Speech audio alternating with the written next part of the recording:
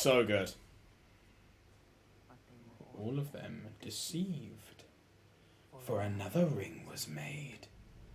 In the land of Mordor, in the fire. I love the incorporation of the map as well, man. It's just so good. A master ring to control all others. It's one thing which I've always loved about Lord of the Rings. It's like, if anything, the ring is the main antagonist. Like, it's just what it does. But there were some who resisted. I've never liked the fact that Isildur's left-handed. It's the same with Sephiroth. Like, why is he left-handed? Like, ugh. I love also, like, you'll never be able to tell it, but all the orcs have got like black speech written into their gauntlets. Like, you'd never know, but it's there. It's just how much they cared about the design. It's amazing.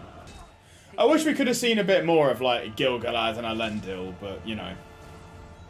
Because that would have been cool. Oh, it's just how fucking massive he is, man. Look at him. It's so good.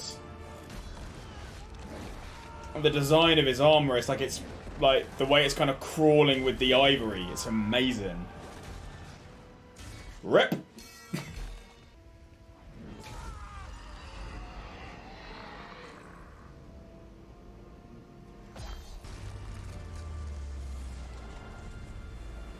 How did no one fall off that cliff?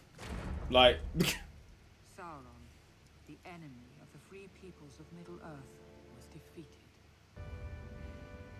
So, you know, it's just the idea of, like, you know, it grew too large for his finger. It's like, Tolkien really created something special with this. Like, I know that's quote-unquote common knowledge nowadays, but with the... You know, the bastardization of it that Amazon's done. So, that's why we go back to watch this. Because it's absolutely fucking amazing.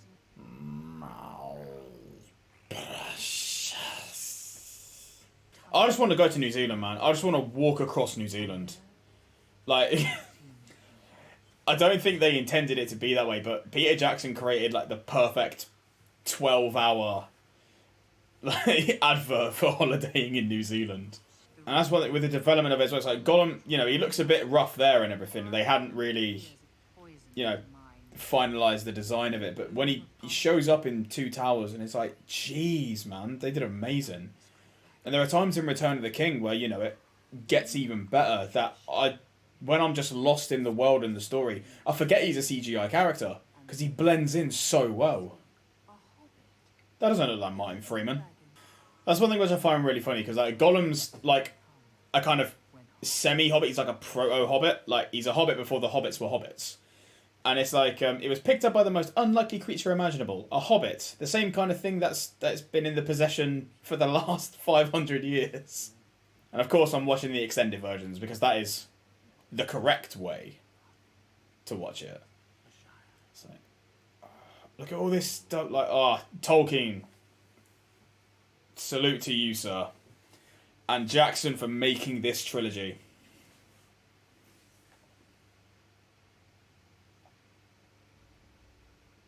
The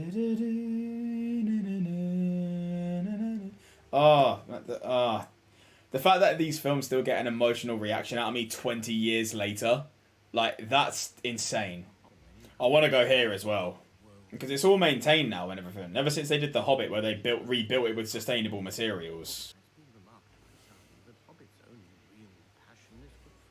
They do look pretty good though. Like, can you blame them? I do love that, like, you know, that everyone knows, like, oh, you want the best weed, go to the Shire. Because, like, even the Uruks at Isengard, they've got long bottom leaf. They're going to remake these films one day. And that's going to be a dark time.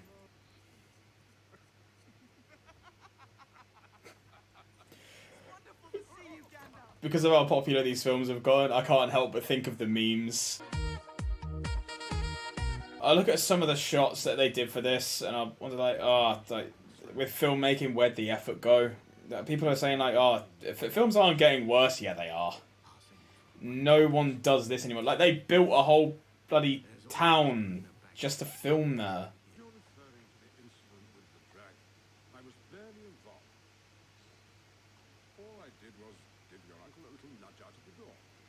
Yeah, it's a film's laden with CGI.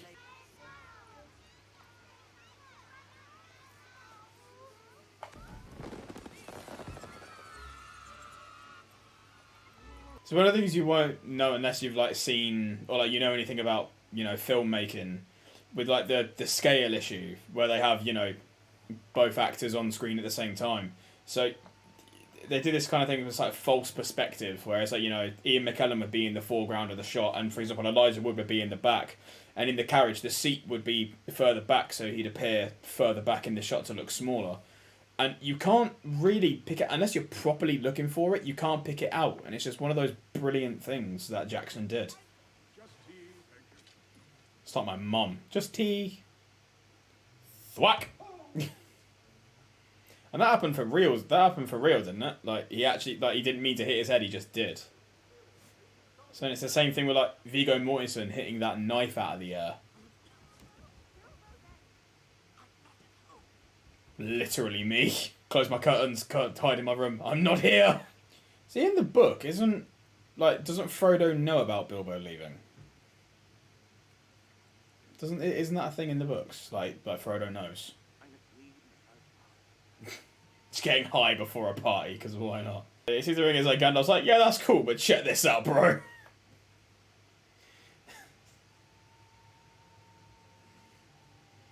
It was like, the fuck?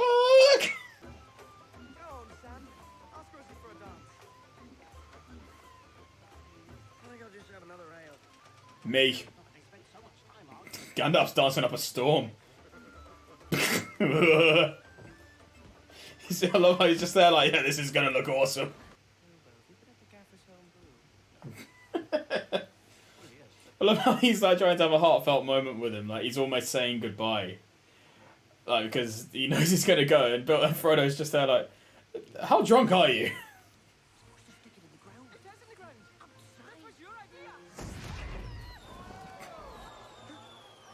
Like everyone's like scared shitless, and then just, you know.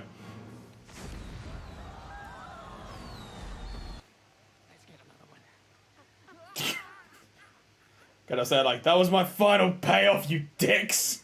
Okay, this is what I was on about forced perspective right here, because like, you won't know unless you're properly looking at it, but it's just really clever filmmaking. Again, back to my earlier statement, where did the effort go?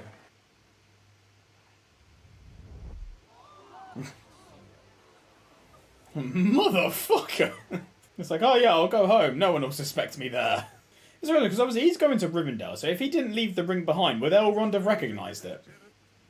It's one of the first times we see like the temptation of the ring, and like even something as resilient as a hobbit. You know, it's taken what 60 odd years for it to have an effect. Oh, this bit right here, man. Bilbo Baggins!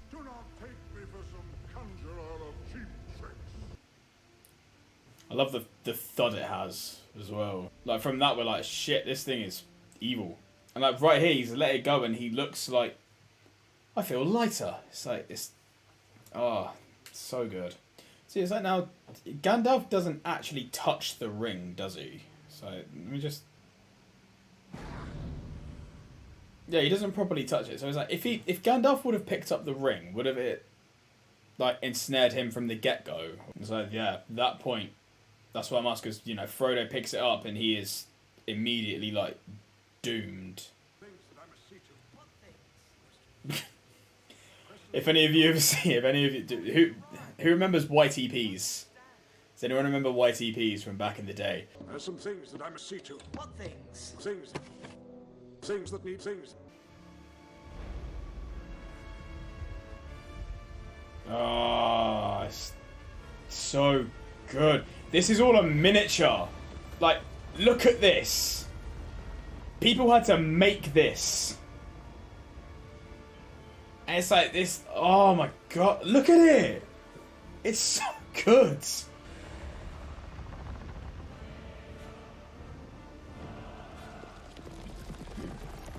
Beautifully evil.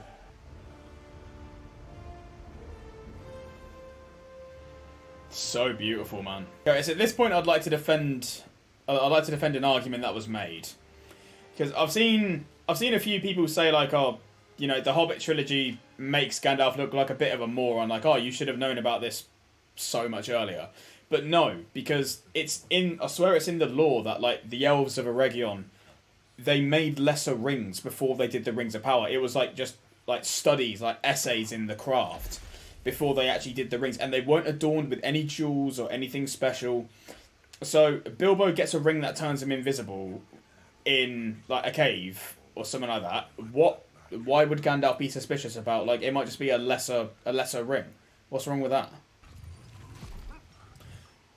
If I saw a horse like that and a guy in black robes like that, I'd be like, yeah, I might just tell this guy what he wants to know and just peace out. It's like, how that is, like, you know, it's like, why was Gandalf hiding in the dark? Like, I guess, in case the ring raids rocked up. But it's like, yeah, I'm just going to scare the shit out of Frodo. But have you seen the edit where it's like, it's quite cool, Job saying it just cuts to him, like, losing his finger and he's screaming.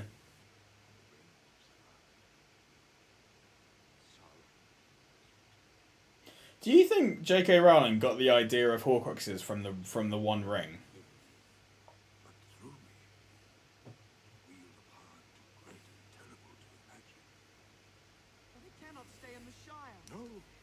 That's one thing which I find amazing. It's like, you know, Gandalf's got enough to be like, no, I genuinely can't, because, you know, like, Sauron may be more powerful than Gandalf, but I think even Tolkien said it himself in one of his letters that the only kind of being that could take Sauron on, like, with the ring, would have been, like, you know, Gandalf or Saruman, or maybe even Radagast. Maybe Radagast could do it as well. Right. So, this is all happening in the same night, okay? Sam and Frodo have just come home from the pub. Frodo's been sobered up from all of this. And Sam is so drunk that he's going to, like, you know what, I'm going to go do some gardening. Sam is, you know, potential undisputed MVP. Gandalf just left him in the woods, like, you know, be careful, the enemy's got a load of spies. You'll be fine, see you later. I've seen the movies, you're alright.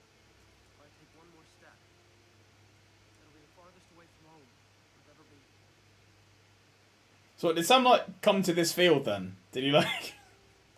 did he come to this field? Did he stand by the scarecrow and just go, okay, turn around and go home? Furthest away from home. Furthest away from home. Furthest away from home. Furthest. Again, miniature work. Fucking hell.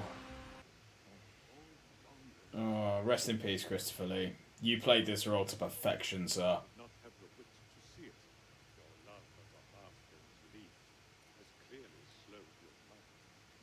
Quit getting high, man.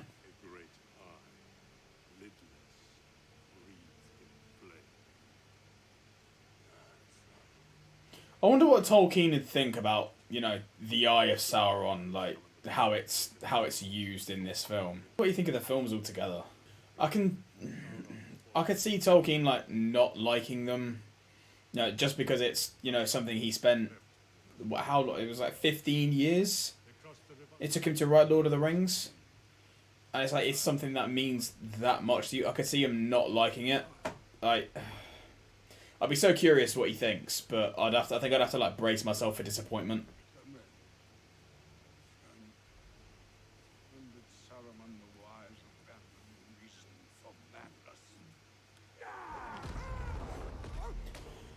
Gandalf's got some sick verbal comebacks. So that, when he, like...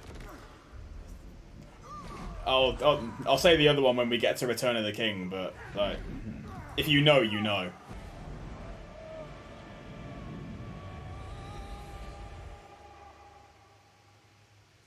Judging by that, it's like there is, like, no other floors up that tower. It's just like it goes maybe halfway up and then it's just empty, empty, empty, empty, empty, empty, empty. Get bodied by a couple of idiots.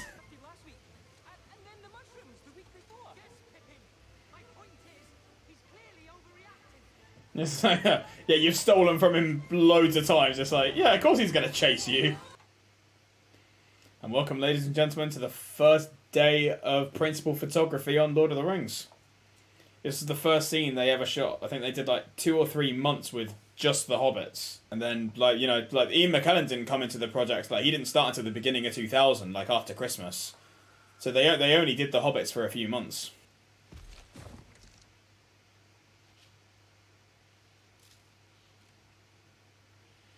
Ugh, I felt that, like, just bare insects are just terrified of him. It's so good.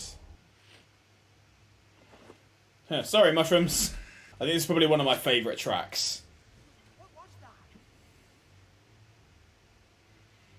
It's like, this is the first time where it's like, you know, they've properly encountered something and the soundtrack really lets you know.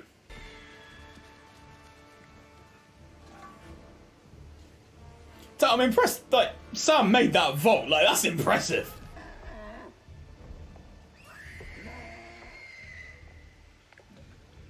That is actually terrifying, though.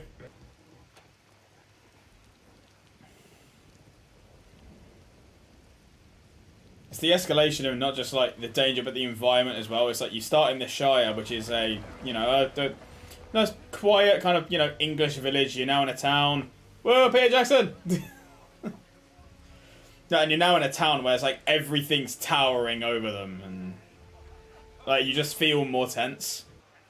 So this has got like the Prancing Pony's got the feeling of a nice old, you know, nice old English pub.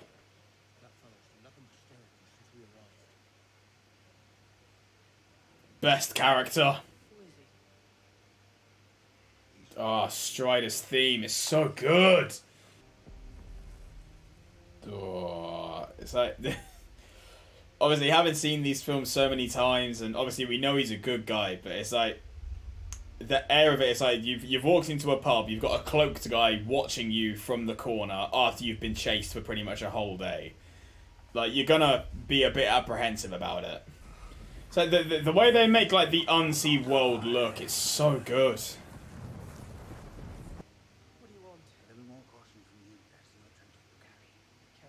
I'm so happy Vigo took this role, man. He was a last-minute casting. They were already deep into shooting when they realised the original actor they'd cast was a bit too young. And the only reason he took it was because of his son. I'm so happy he did it, because he's fucking brilliant. What makes me feel really old is that Vigo is now older than Ian McKellen was when they filmed these. Like, that makes me feel old. This is the start of the Fellowship theme. I've looked at a load of soundtrack analysis, and it's like the evolution of all the themes and everything. It's like it's not quite the Fellowship theme yet, but you know, Strider's now in the team like with this lot, and it's like, you know, they've now got 5 of the 9, and it's like the theme's getting there.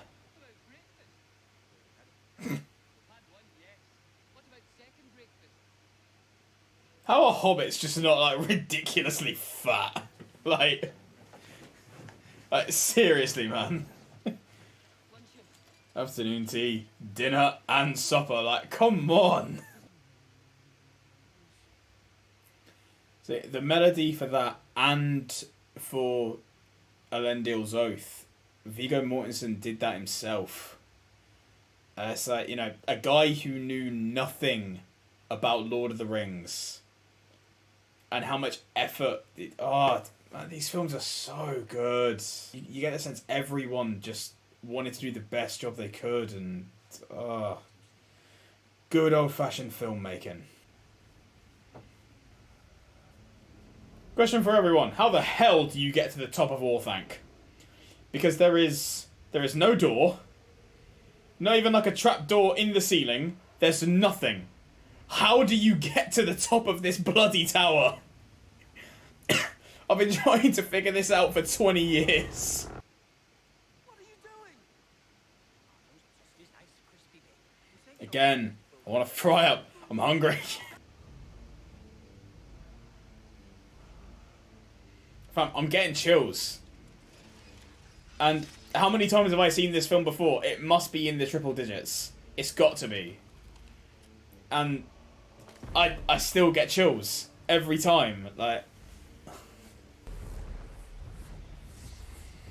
the style they made for them right here, it's like, you know, how men would look after being alive for hundreds or thousands of years, just withered husks of men.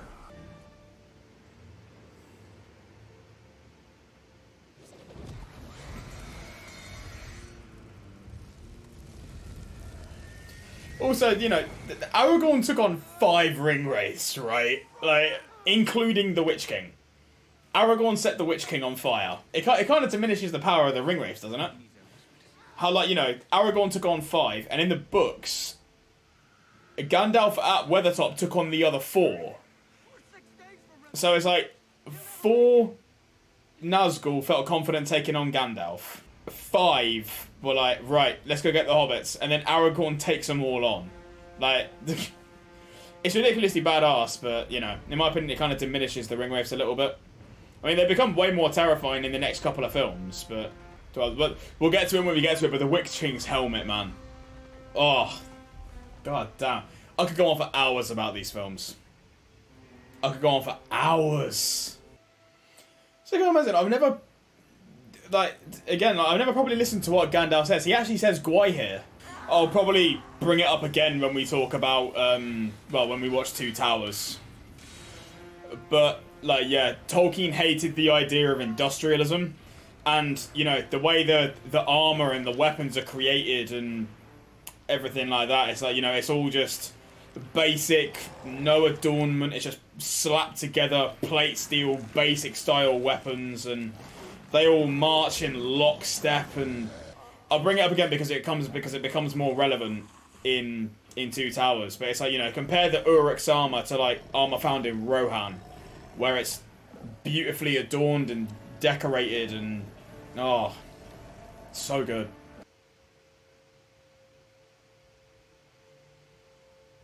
So after properly looking into the music and everything, this music, it isn't like quote-unquote opera, it's Sindarin, it's Elven. And it's like they're actually saying, like, you know, like the I think they're singing like the Lay of Luthien or something. So, but yeah, it's like, you know, they're singing Elven, and it's beautiful to listen to. I think it's probably one of my favourite sequences in the movie, right here. And it's like, you know, the soundtrack helps, we're introduced to a new character, and we know just from this how cool she is. She may not have much part to play in the books and the films, but I'm actually quite happy they gave Glorfindel's part to her sometimes. Give up the halfling shelf. If you want him, come and claim him. I love the design of Arwen's sword. I love the kind of curve it's got to it. It's like a really elegant looking scimitar. Okay, and right here, this is like a prime example. Hollywood, take note of how you do like a strong female character. Strong doesn't have to mean how buff you are, how hard you can swing a piece of metal into someone's face. Like, Arwen's strength comes from her wisdom and her spiritual strength. It's one of the reasons why we always come back to things like Lord of the Rings, because this is where it was done right. Oh man, look at it. Oh, beautiful model work, miniatures, actual built sets, like all the matte paintings in the background to blend it all in, and the score, everything, man. It's if I had to describe Lord of the Rings in one word, it's probably magical. I'm not just talking about the films, I'm talking about the whole, like, encompass, like, the Rings of Power we can forget about, because that is not Lord of the Rings. I'm talking Lord of the Rings. It's beautiful.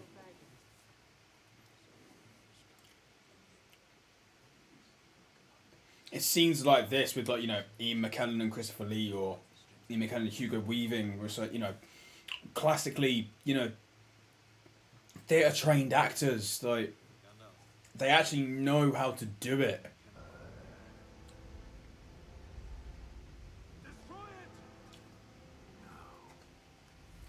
So you could have just pushed him in. Like, what harm's it going to be? Just push him in and be like, "Oh, sorry guys, he slipped. Sorry." That's one of the choices I disagree with, because in the books, like, well, for one, Aragorn's got the shards of Narsil with him the whole time, and it gets reforged in Rivendell before the Fellowship depart. And he kind of wants to become king, doesn't he?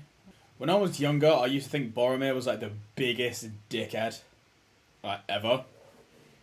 But and it goes with, you know, as I've gotten older, my appreciation for these movies have grown as well, and like my appreciation for the story, especially since, you know, becoming more critical of movies as I have in the last year or so. And, you know, watching these films with a renewed appreciation, and like I recognise now they actually mean so much more than I ever thought they did. And again, it's like we don't need a load of, you know, exposition or explanation to tell that like these two have got a long history with each other. I can't wait to get this Lego set, man. The Lego set of Rivendell that has the Council of Elrond scene in it. God, just that sound. It's so good. Give Gondor the weapon of the enemy. Let us use it against him. You cannot wield it. None of us can. I love Gondor's theme. It's fantastic. And encompasses Boromir perfectly as a character. Like, it's noble and everything, but at this stage it's weak. Kind of like Boromir. Like, he just wants to do right by his people, but he is, you know, a flawed man. So the sheer... I'm trying to find a better word. Like, the sheer bollocks on Frodo just to say, look, I'll do it. You have my sword. And you have my bow. And my axe. Anyway, you need people with intelligence on this sort of mission. Quest. Thank you. Gandalf's face. So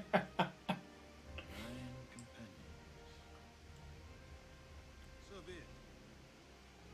You shall be the Fellowship of the Ring. Right. Where are we going?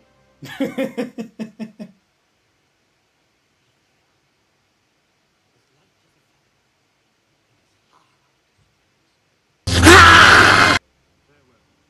Hold to your purpose.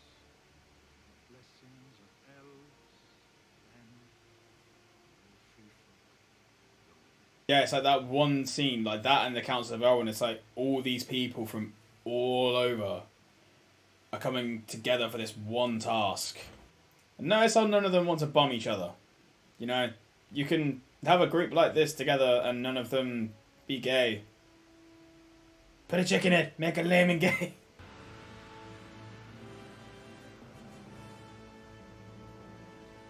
Move your feet. They had more training than Ray. Yeah, Gandalf wasn't really hiding. It's like, oh yeah, we found this. You know, that's why Saruman knows where they are. Like the birds just go back and just say, oh yeah, we found this old guy just like curled over. And it's like, oh yeah, that's probably him.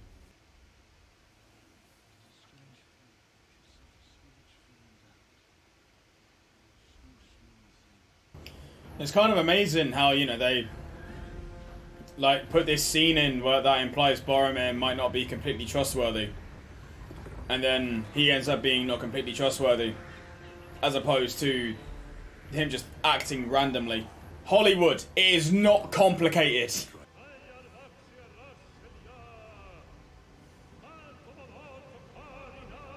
How do you get up there? We will go through the mines.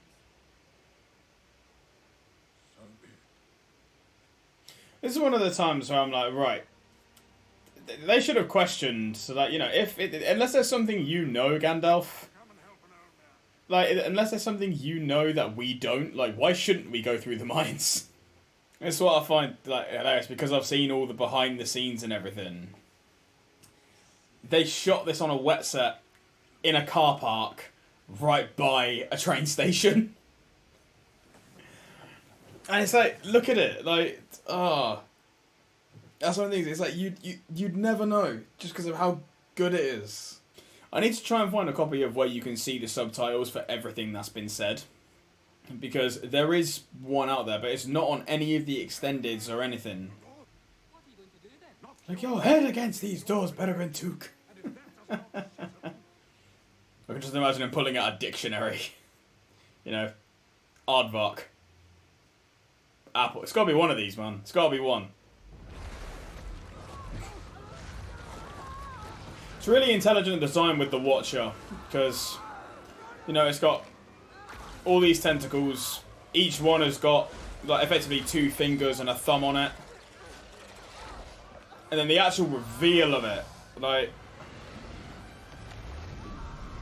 so the kind of shells on the back, how they, like, open up, and the description for the mouth was gross. Like, the head of Weta Workshop, Richard Taylor, said he was like, it was like a sphincter, so basically like an arsehole that, like, rolls out, and it's got, nah. I mean, fantastic design, but really gross. Again, all of this is one miniature. Like, this whole cavern is just one miniature that they put together, and oh my god. So this about presence may go unnoticed. Lights up so proceeds to light up the whole cavern like a bloody disco ball. So if the wealth of Moria is in Mithril, and there's clearly a lot of it, like there's a lot of veins of Mithril in the walls, why haven't the orcs that have been, you know, kicking about in the mines for a good few decades now, why haven't they mined any of it? How many of you have played the Third Age? It was kind of like a, like a Lord of the Rings turn-based game, kind of like a thing like Lord of the Rings / Final Fantasy X, and absolutely brilliant game, absolutely fantastic. And you get to this point in the map, and you can go through all 3 directions. Like, one, obviously, follow in, and you go to Dwaradelf. The next one's a dead end, and the other one's like another place where you can get some really cool loot. So it's like, if that map in the game is like this, why don't they just send someone that way, and then be like, oh yeah, there's a massive chamber down this way, let's go down there. And that's why the ring had no effect on him. Because, like, you know, when Smeagol first saw the ring, his first act was to kill someone to take it. And with Bilbo, he got the ring through an act of mercy, basically, so the ring didn't really have much of a hold. It took 60 years for the ring to kind of have a hold on Bilbo.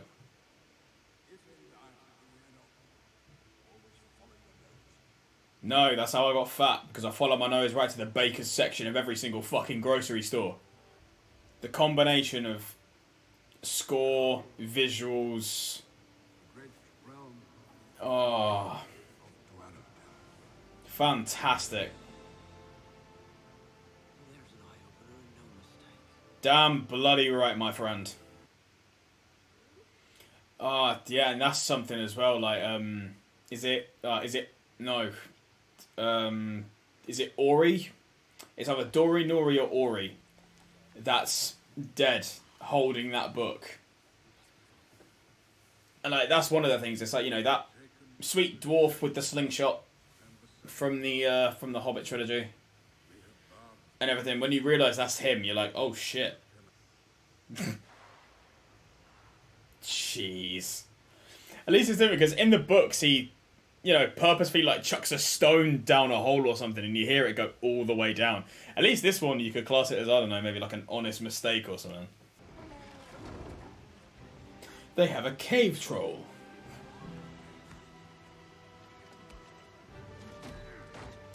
Also, like, because this is the first time that we see the Fellowship do battle together. And this battle's fantastic because all their fighting styles are different, and it's great to see.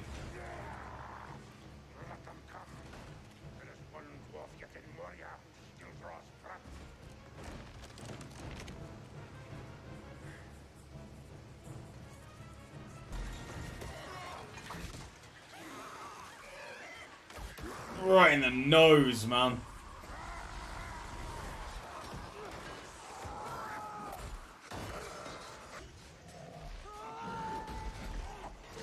Imagine if sound just went splat there. Poor Balin. Yeah, you see all their different styles and it's fun. It's brilliant, man. I mean, fair play to him. Like, you know, he gets a hit on the troll, and he's a hobbit against a troll. But at the same time, it's like, stop getting stabbed, man. That's the second time. Sam going full berserker mode. Imagine if there'd been no Mithril moment up until this point. Like, that's what would have happened if fucking, what's his name? Rian Johnson directed this. Bloody hell. There would have been no Mithril moment, he would have been stabbed, and then like... Ugh. Fuck you, Rian Johnson. What was it, the description they were given? It was like, cockroaches. Or just a load of cockroaches.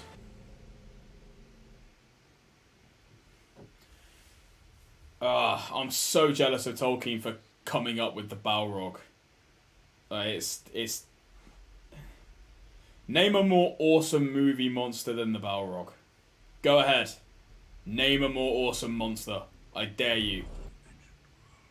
And now the opera's there chanting in Khuzdul. Like, it's awesome. It's like Gandalf's like, yeah, nah, we're fucked. We need to get the hell out. Let's go. And for those of you who don't know, this bit in the script, all it says is the Fellowship run down some stairs towards the bridge of Khazad-dûm. That's it. That's all it says. I think it was Alan Lee, one of the concept artists, drew this whole kind of cavern. And then Peter Jackson started imagining things going on. And there was no change in the script at all. This scene does a lot to warm us to Boromir as well, because, you know, he takes Merry and Pippin through the jump. He's the one to catch Sam.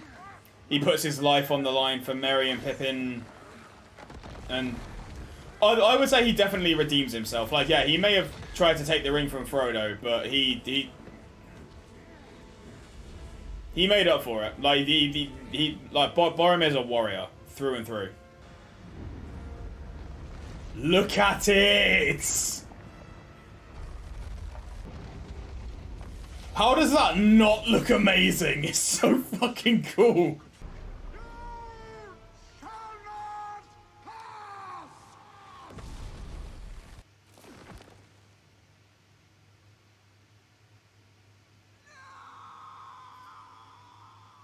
It's also quite subversive as well because, you know, no one would think, like, oh, Gandalf, they're not going to kill him off. Like... So for those of us who don't know and everything, like, you know, it's very unexpected, and the fact that the film it lets you sit with it. The direction that Peter Jackson gave Elijah Wood, like, you know, what did he say? It was like, make your grief haunting. Like, jeez, that's one hell of an instruction, man. I love the theme for Lorien. It's like it's almost haunting.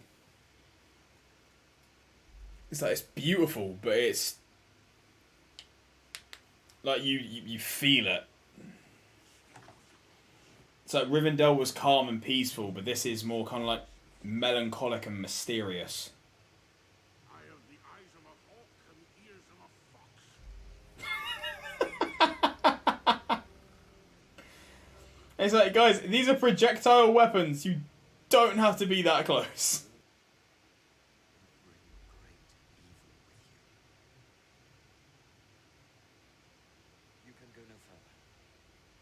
I really like Haldir as a character. Like, I just think there's, I don't know, like, especially him in Two Towers. There's like a subtle badassery to him.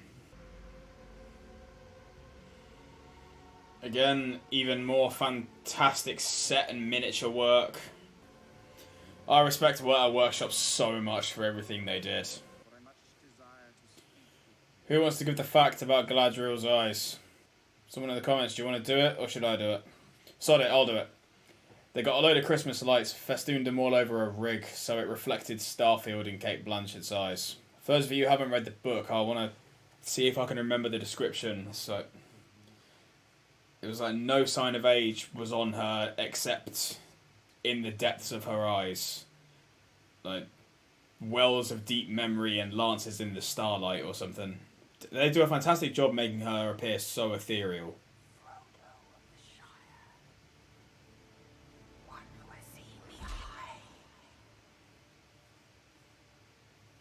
That bit used to freak me out when I was a kid as well. So that's one thing which these films do fantastically. Is like anything, quote unquote, freaky.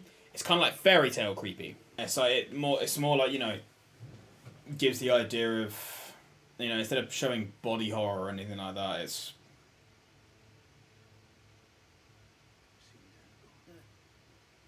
another scene that gives me chills.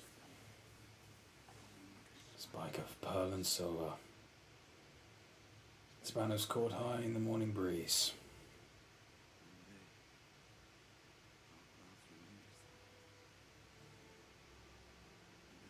God shall take up the call.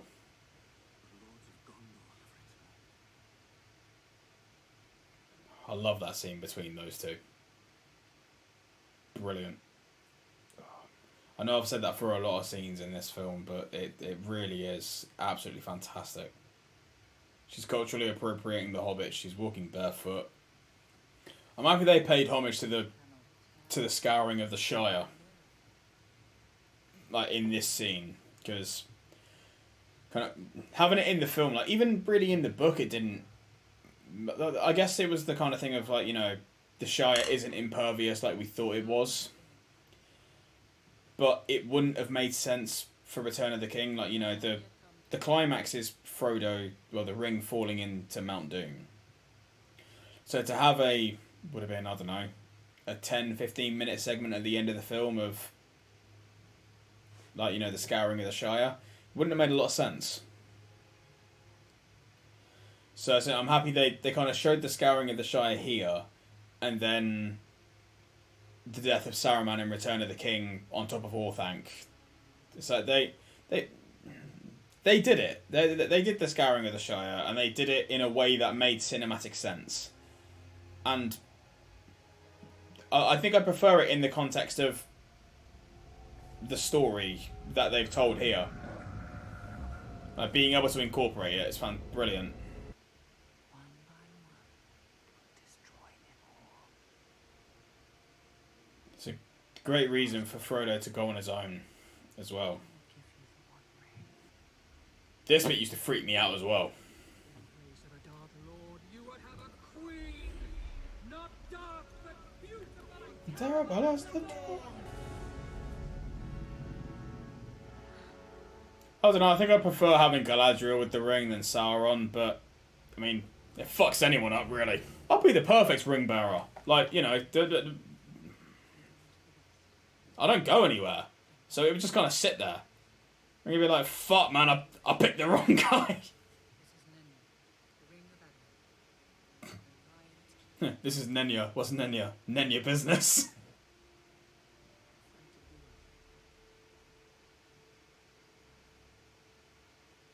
Even the smallest person can change the course of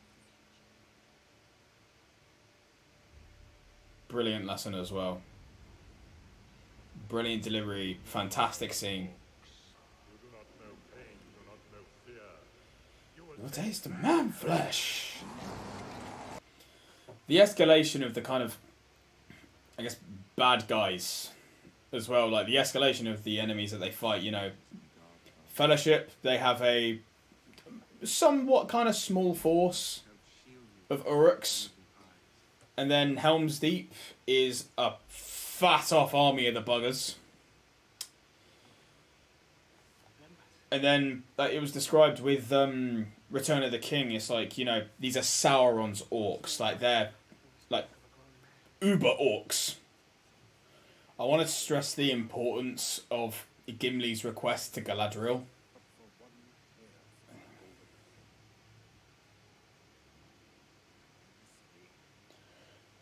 If I remember correctly, it was Feanor who I think thrice asked Galadriel for a single hair, because it was believed that they captured the light of the trees. So the significance of Gimli asking for a hair is actually quite extravagant, and the fact that Galadriel gives him 3 when Feanor didn't get 1, that's quite something.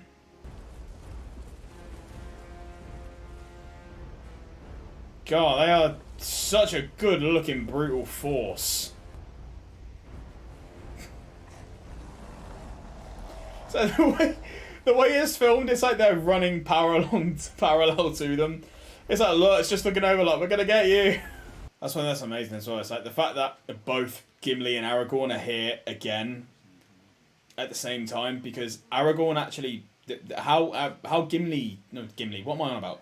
Gollum, how he ends up in Mirkwood when he's held by Thranduil is Aragorn actually finds him in Emyn Muil, the rock area that Frodo and Sam cross in Two Towers where they find Gollum. Aragorn finds him in there, and he captures him and treks all the way up the Anduin, past Lorien and up to Mirkwood with Gollum. There is frailty. There is courage also. An honor to be found. But you will not see that. It's kind of the perfect description of Boromir, that. It's like he's weak, he's frail, but Scared of who you are. he's noble. He only just wants to do what's right, but because he has a lot of insecurities regarding that, the ring ensnares him so quickly. Again, miniature work. I want some of these, right? I want, like, if they're like yay tall or something, and just have them like somewhere. That'd be sick. I want the Argonath really badly. This is Sparta. Seeing his, like, you can hear it, like how you can hear the ring working on Boromir and his like complete mental decay. It's fantastic. It's brilliantly acted.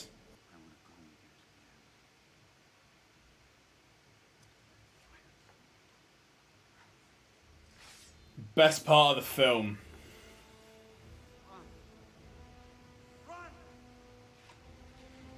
Best part of the movie right here.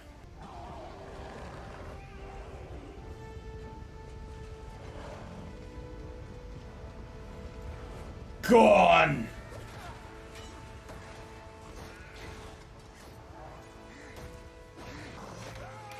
Double kill.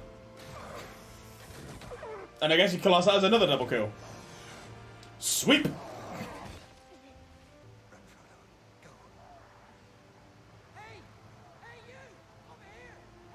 So, yeah. See you in about 10 hours.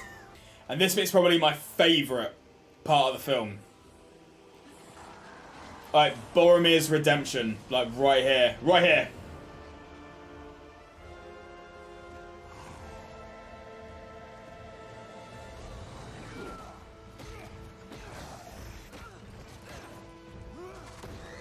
The Horn of Gondor. Boromir. It's Sean Bean. He's gonna die. This shot I've always been impressed with. Like, for those of you who don't know what they did, they stuck a camera basically on a wire, rolled it all the way, like threw it down this way, and used a remote to control it. So it's like these kind of things some people think of nowadays, but like back then this would have been witchcraft. Like,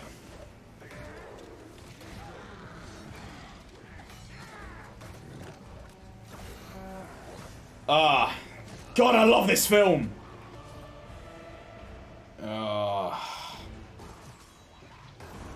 That's the weirdest draw technique I've ever seen.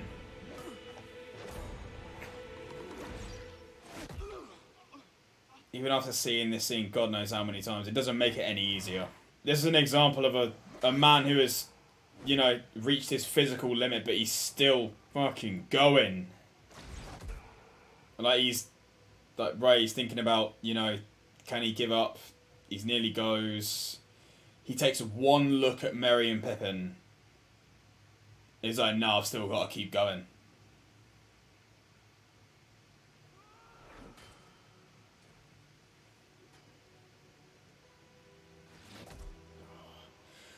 As I said earlier, the older I've gotten, the more I appreciate these films. So, if anything, Boromir's death has more of an emotional impact on me now than it did the first time I watched this film, which was, you know, 20 years ago. A man who just wanted to do the right thing, and he goes out like a soldier. Better than that, he goes out like a hero.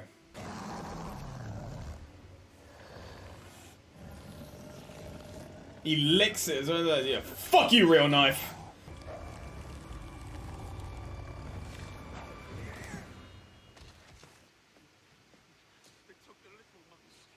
Oh, it's the first thing he says. Where is Frodo? Like, no concern about himself. Just, oh man. I do not know what's like that. I swear to you, not let the White City fall. No, our people. Oh man. I followed you, my brother. Captain. My king.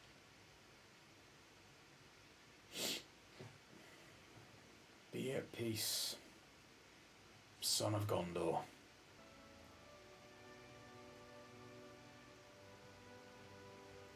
Absolute sheer willpower and pure devotion on Sam's part.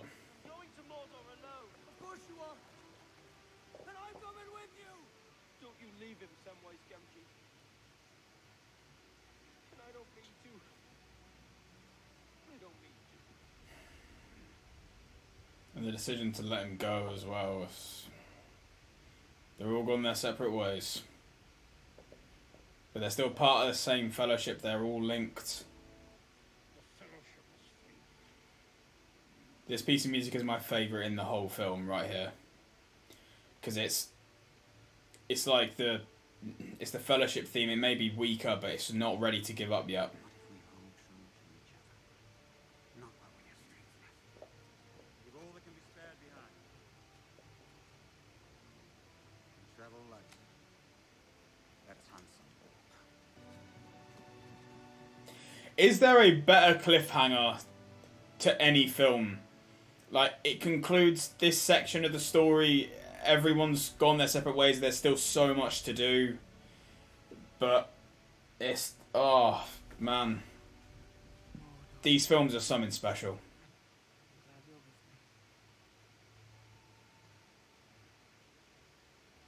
with me. Cinematic brilliance. The whole thing.